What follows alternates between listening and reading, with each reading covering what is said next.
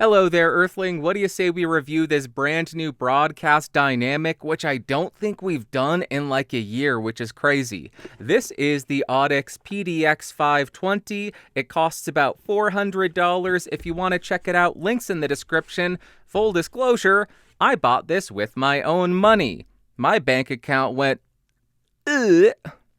All of my recording settings will be listed in the doobly-doo as well as the description. And now let's talk about what comes in the box. Wow, you get a zippered storage box, the microphone, a 5/8 to 3/8 inch microphone stand adapter, and that is it. Then as far as the build quality, I have no complaints about this thing. It has an all-metal body, a metal mesh grill with no give to it. The mounting arm does not have any easy way to tighten it, but you can tighten it if you have a 2mm Allen wrench. On the back, you have a magnetic cover, which we will all lose. Underneath that, you have a high-pass filter, as well as a presence boost. You have an XLR port on the mounting arm, and whether you care or not, this is designed and crafted in the USA, whatever that means, but that is pretty cool. I am not going to read all of the specs to you, but I will have them up on screen and also list them in the description in case you want to pause and take a closer look at anything that they provide. Now I am spinning around the PDX520 to 90 degrees. This is the off-axis rejection and coloration. Continuing around to 180 degrees. This is the rearish of the mic. Continuing around to the second 90-degree angle, there we are, and then rotating to the front of the microphone and 0 degrees. Now let's see how this thing does at rejecting plosives. Please provide pizza pronto.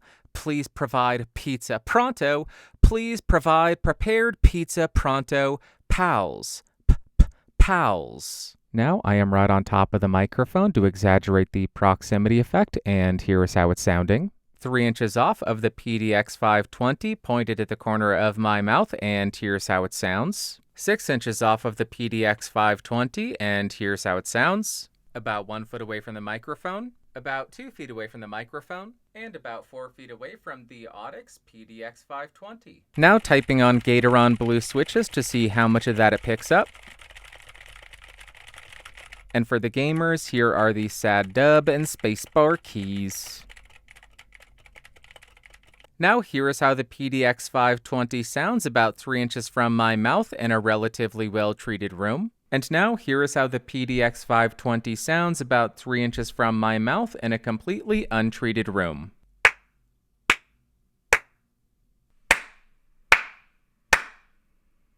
I'm also annoying and thorough, so I'm going to tap on the body to see if there are any kind of resonant frequencies.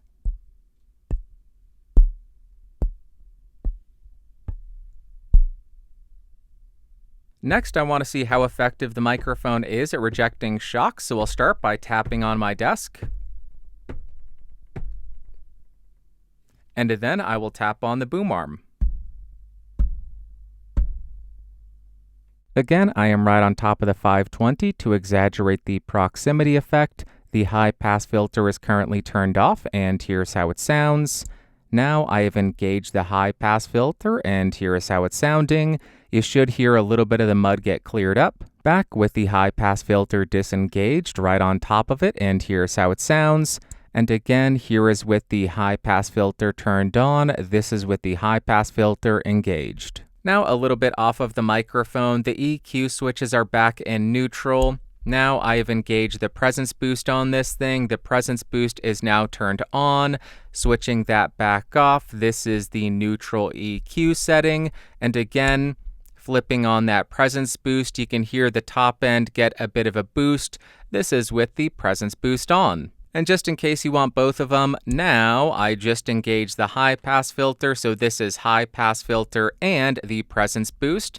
Let's go ahead and shut off the presence boost. This is without the presence boost, and then disengaging the high pass filter, disengaged the high pass filter there, and this is back in the neutral EQ setting. All right, well, you go and grab some popcorn. I am going to pray for my soul, and may God have mercy on it, because I'm going to compare this microphone to 16 others, I think.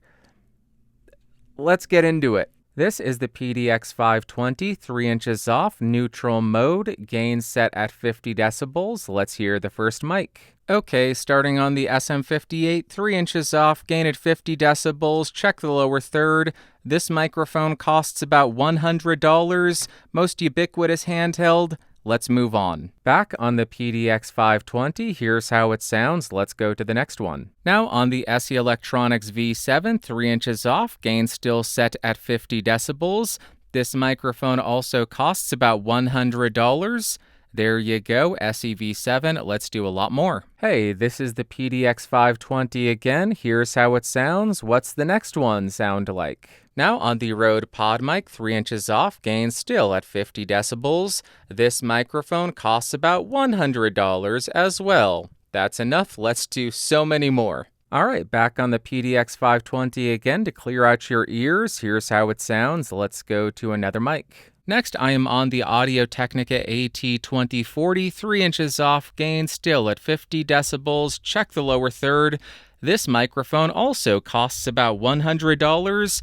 That's enough, let's do some more. Okay, here we are on the PDX520, nothing has changed, check the lower third, let's go to another one. Now on the Rode Procaster, 3 inches off, gain still at 50 decibels. We have jumped up in price quite a bit, $230 for this. And that's the Procaster. Let's do some more stuff. We have so much more to go. I'm not going to yap anymore. PDX520, that's what this is. Let's go to another one. All right, now I am on the SE Electronics Dynacaster, 3 inches off, gain at 50 decibels, neutral EQ settings, and the active circuit is disengaged. This microphone costs about $300. And that is the Dynacaster. Hey, I'm on the PDX520 again. Here's how it sounds. Talkie, talkie, talkie, yappy, yappy, yappy, go on. Next, on the Universal Audio SD1 Broadcast Dynamic, 3 inches off, EQ mode set in neutral, gain still at 50 decibels. This microphone also costs about $300. So there you go, UASD1 against PDX520. Okay, here's the 520 again. This is a palate cleanser to clear your ear canals. Let's go to another microphone. Next, I am on the Aston Stealth, 3 inches off, gain at 50 decibels in the V1 voice setting. This microphone costs about $320. Active circuit is disengaged. That's the Stealth 1. Let's move on. Hey, I'm back on the PDX520 again. Here's how it sounds. That's enough. Let's go to another microphone. Now I am on the Audio Technica BP40, 3 inches off, gain at 50 dB. The high pass filter is disengaged. This microphone costs about $350, so we're getting close to the PDX520. Let's do some more. Would you believe me if I told you we're back on the PDX520 and here's how it sounds? Because that's the case. Now I am on the Logitech Blue Sona, 3 inches off, gain at 33 decibels, and phantom power turned on. No high pass filter, no presence boost. This microphone costs about $350, I think. That is the Blue Sona. Let's do a couple more. Hey, I'm back on the PDX520. Here's how it sounds. Let's go to another mic. Now I am on the Heil PR40, 3 inches off, gain still, set at 50 decibels. This microphone costs about $350 to $400. That's the PR40. Let's move on. This is the PDX520 again. Nothing has changed. Let's hear another microphone. Now on the Shure SM7b, 3 inches off, gain still set at 50 dB, which is very low for this mic. EQ is in neutral. This microphone costs about $400, so the same as the 520. Let's move on and do a handful more. Hello, this is the Audix PDX520 neutral mode, 50 decibels. That's enough. Go to another one. Now I am on the Earthworks Ethos, about 3 inches off, with my gain set at 33 decibels, 48 volts on, because this is a condenser. This microphone costs about $400, so a 1-to-1 against the 520. Let us do a couple more. All right, this is the PDX520 again. Let it function as an auditory Q-tip. Let's go on. Next, I'm on the Electro Voice RE20, 3 inches off, gain still at 50 decibels. The high-pass filter is disengaged. This microphone costs about $450, so a little bit more than the 520. Let's do some more. Hey, I'm back on the PDX520 again. This is your penultimate palette cleanser. Here's how it sounds. Let's go to another one. Now we have entered the reference section, and I am on the Shure SM57, 3 inches off, gain still set at 50 decibels. This microphone costs $100. There you go, SM57 versus the PDX520. And here is the PDX520. My name is Bandrew Podcastage. And let's jump to the final microphone right now. I am on the Neumann U87 Ai, no pad, no filters, 3 inches off, gain set at 33 decibels, living very dangerously. Cardioid pattern. This microphone costs about $3,700, so a direct one-to-one comparison against the PDX520.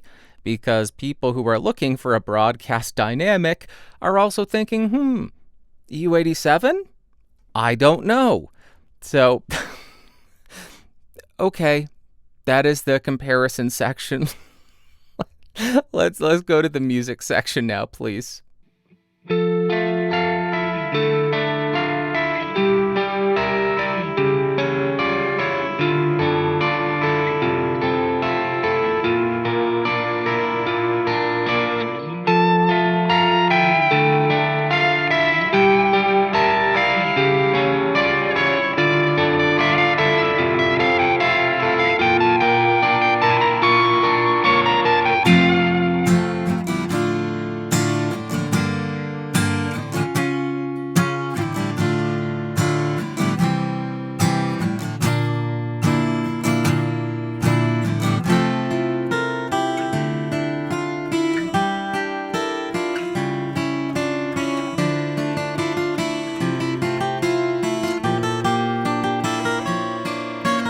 You can sing a song about anything you want to, but it doesn't matter in the end.